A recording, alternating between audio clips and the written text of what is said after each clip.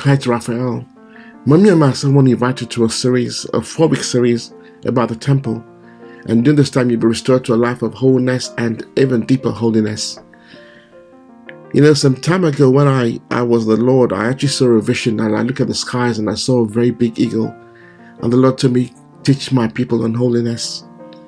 Teach my people on holiness. And that's our mandate this season. And what's holiness? It's how you draw close to God, how you unclog your temple.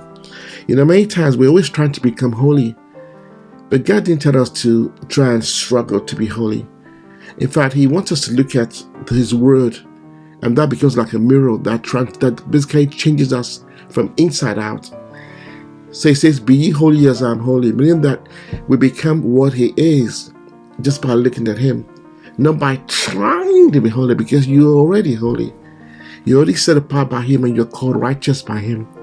But how do you unclog the temple? How do you, what is the true identity of the temple and our bodies, and how can we retake our temples for Christ?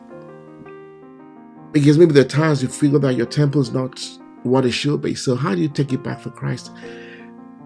You don't want to miss this podcast. You want to keep on coming back and listening to it.